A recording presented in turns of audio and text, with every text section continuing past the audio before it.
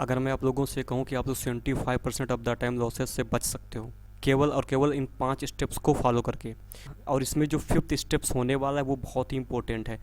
जब मैं शुरू के दिनों में ट्रेडिंग कर रहा था तो मेरे भी बहुत ज़्यादा लॉसेस हो रहे थे, मुझे समझ में नहीं आ रहा था कि मैं क्या करूँ। लेकिन जब मैंने अपनी गलतियों से सीखा तो मैंने पाया कि ये जो हमारे पास 5 पॉइंट्स आते हैं ये बहुत ही ज़्यादा इंपॉर्टेंट होते हैं। अब फिर मैंने इन 5 पॉइंट्स को फॉलो किया और फिर मैं धीरे धीरे अपनी ट्रेडिंग जर्नी को इम्प्रूव करता चला गया। हमारा फर्स्ट स्टेप्स है वो है हमारा ओवर ट्रेडिंग। ओवर ट्रेडिंग हमें किसी भी हाल में नहीं करनी तो नहीं करनी। मान लीजिए कि हमारा जो रिस्क रिवार्ड था वो हमारा एक ट्रेड के लिए कि मैं एक ट्रेड ही करूँगा और उससे ऊपर मुझे किसी भी प्रकार से किसी भी तरीके से ट्रेड नहीं करना है। तो एक ट्रेड मान लीजिए कि हमारा लॉस में चला गया, कोई बात नहीं। दूसरा फिर मुझे दिख रहा है कि बहुत अच्छा है, सब कुछ सही है, माहौल भी अच्छा है, टेक्निकल भी अच्छा है, मार्केट भी गिर रहा है, सब कुछ सही जा रहा है। फिर मैं सोच रहा हूँ कि चलो यार दूसरा ट्रेड कर लूँ, और बाय द चांस ये तो हमारा लॉस में गया ही था और ये भी लॉस में चला गया। तो हमारे 2 दिन का है जो क्या था, हमारा 2 दिन का रिस्क रिवार्ड एक ही दिन में चला गया। ये है हमारा दूसरा स्टेप्स, लैक ऑफ डिसिप्लिन, कि डिसिप्लिन का ना होना, डिसिप्लिन की कमी होती है हमारे अंदर। मैं वेट कर रहा हूँ कि ये हमारा रेजिस्टेंस है, यहाँ पर आएगा स्टॉक्स, फिर यहाँ पर से निगेटिव कैंडल दिखाएगा, कुछ प्राइस एक्शन दिखाएगा, तब मैं इसको क्या करूँगा, सेल करूँगा। मैं क्या कर देता हूँ, यहीं पर से मैं है जो सेल कर देता हूँ। मैं अपने लेवल तक आने तक का इंतज़ार ही नहीं करता हूँ। मेरे पास कोई डिसिप्लिन है ही नहीं, और जब डिसिप्लिन नहीं होगा तो कोई भी मतलब ही नहीं है ट्रेडिंग करने का। तो अब बढ़ते हैं अपने पॉइंट नंबर 3 की ओर, और ये हमारा थर्ड स्टेप से, इसका मतलब है फेलिंग टू मैनेज रिस्क, कि हम लोग अपने रिस्क को मैनेज करने में क्या होते हैं, फेल होते हैं। मान लीजिए कि हमने है जो सोचा कि हमारी जो क्वांटिटी है रिस्क रिवार्ड के हिसाब से, हमारे लॉस के रिस्क के हिसाब से हमारी क्वांटिटी निकल रही है 1000। अब हमने देख लिया यार आज तो मार्केट बहुत अच्छा है, सब कुछ अच्छा है, कंडीशन भी सब कुछ है, तो हमने 1000 की जगह हमने है जो क्वांटिटी मार दी 2000। कितनी मार दी, 2000।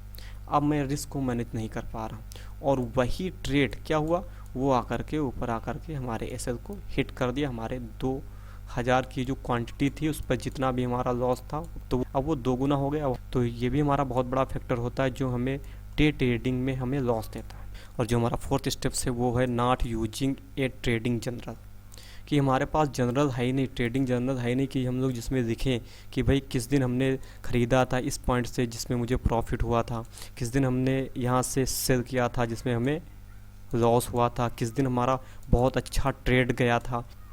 ट्रेडिंग जर्नल एक इस तरीके से समझो, ये अपना एक दोस्त होता है जो हमें बताता है कि हाँ ऐसे अगर तुमने ऐसे काम किया है तो ये तुम्हारा लॉस है, ऐसे अगर काम कर रहे थे तो ये इसमें तुम्हें प्रॉफिट हो रहा था।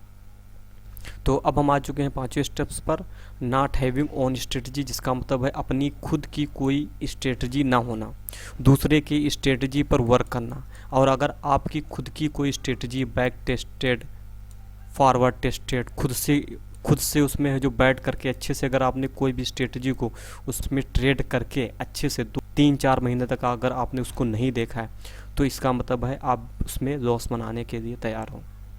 तो इनसे बचने के लिए क्या करना पड़ेगा कि हमारे पास एक अपनी खुद की स्ट्रेटजी होनी चाहिए, खुद की, ना कि किसी दूसरे की, खुद की होनी चाहिए। अगर किसी दूसरे की स्ट्रेटजी है तो आपने उस पर कितने दिन प्रैक्टिस की है, यहाँ पर प्रैक्टिस माने रखता है, कितने दिन आपने उस पर प्रैक्टिस की है, उसका रिस्क रिवार्ड क्या है, उसका डिसिप्लिन क्या है, कहाँ पर कैसी कंडीशन बनती, कब हमें ख़रीदना है और कब हमें सेल करना है।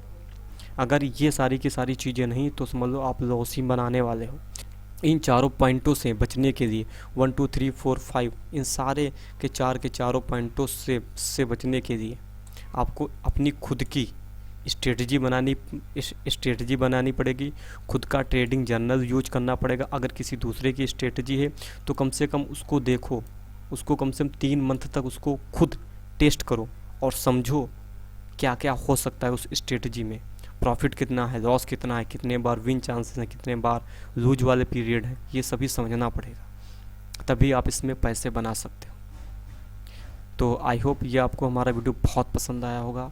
अगर पसंद आया तो लाइक करिए, सब्सक्राइब करिए और बने रहिए हमारे साथ ऐसे ही नॉलेजेबल कंटेंट को कंज्यूम करने के लिए। और फाइनली थैंक्स फॉर वॉचिंग।